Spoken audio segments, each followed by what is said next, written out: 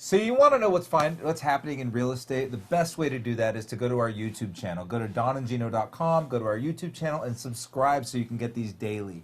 Today we're going to talk about kind of the state of the union as a whole and what's really wrap up 2019 for the real estate market. Yeah. So now we're in December, so we pretty much know how 2019 has worked out. It's pretty close to what we predicted. Actually, a little shy of what we predicted for appreciation. I think we were a little higher into the threes than we ended up. Actually, I disagree. For the second half, I think we were correct. The problem was the first half sucked. That's what I'm saying. The whole year we were just a little bit shy, but that's because we had a really bad first quarter. I mean, the worst first quarter we had seen in probably a decade. And if you watch our shows, and if you haven't, you should be in the know. Why? Because you're going to see these numbers go. We only went up 3.2% for the year. Don and Gino thought we'd be at 4.5 to 5. But the first half of the year was anemic because rates went up a full percent. In a very short amount of time. Yes. So when rates go up very quickly, the market just stops. It's not because the market can't actually bear the actual interest rate. It's just because of the quick change. So let's just say for 3 months or 4 months or 5 months, you've been shopping and your pre-approval letters are at 3 3/4, 3 7/8, 3.5, 3 5/8, and it's all been doing this, and your payment's been going up or down $50. That's fine. It shouldn't make a difference whether you can buy a home or not. But if all of a sudden they go to 4.5 overnight, you say, "What happened? Hold on, I have to reevaluate this situation." Well, it also erodes your purchasing power. Instead of buying a $300,000 house, you have to look at 250, which is really hard to do. If you were looking at 3, now you're looking at 250. You're looking at 5s, now you're at 400. You get my drift. When you have to go down, you're like, "Wait a minute! I just lost a bedroom. I just lost a pool." Yep, you lost something that you thought you could have because interest rates have gone up quickly. So the moral to that story is take advantage now while the interest rates are fantastic, like most people are doing. I know there's not a lot of inventory out there. It is that time of year, but Don and I can speak from experience. We did very well purchasing a home last year at this time. That's right. So we're very big fans where the market's at. And by being in the know weekly, daily actually, you'll know when there's different adjustments. The markets will tend to try to scare you to make you pay attention to the news article. And we keep trying to tell you the trend is not your friend. You got to know what's going on. So here's a perfect example. Pending home sales, you're going to hear, I'm sure the media is going to say, oh, existing home sales were down 1.7% in October. So the headline on this article, Don, because I just saw it this morning, was pending home sales down for the first time in 2 months after 2 months of gains. That sounds really bad. You're like, this is it? It's changing? It's over? The market's turned forever. Did you fall for it?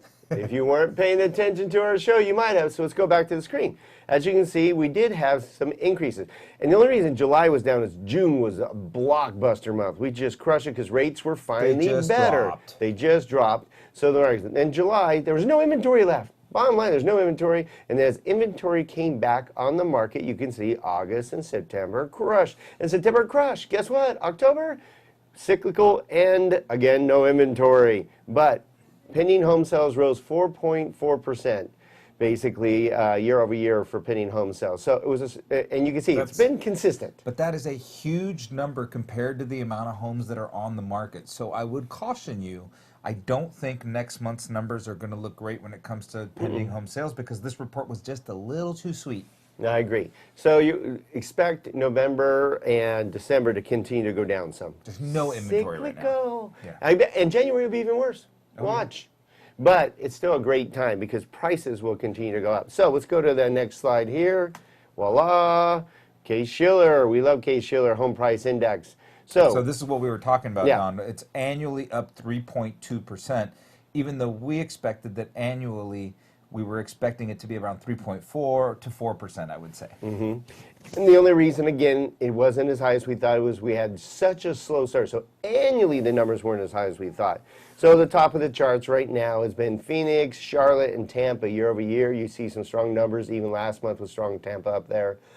Cleveland, didn't expect that. Maybe they won a couple football games finally.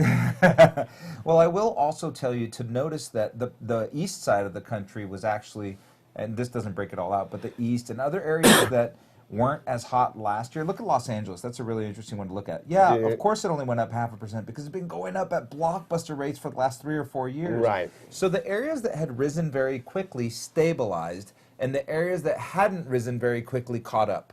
So it was a year of reorganization, so to speak, where some of the other states catch up. And we did have some people leave Los Angeles because of affordability and move to places like still are. Phoenix and Texas and Yep. things of that nature. And that's just the passing of the guard. You're seeing people that are downsizing, retiring, and they don't have the income to stay in California, so they're moving out. But you have their kids staying in California and working at places like Netflix and Yahoo and all these other great places and making a ton of money. All right, here's another report we're going to show you before we end today, because this is keeping you in the know, because you're also going to hear another report that's going to tell you that home prices were up 5.1% That's year over year. impossible. You just told me it was 3.2%, Right, Don. you're a liar. Oh, these reports are just wacky. So what we want to say is there's different types of reports, so be careful what you're listening to and not thinking that Don and Gino are crazy. Maybe a little.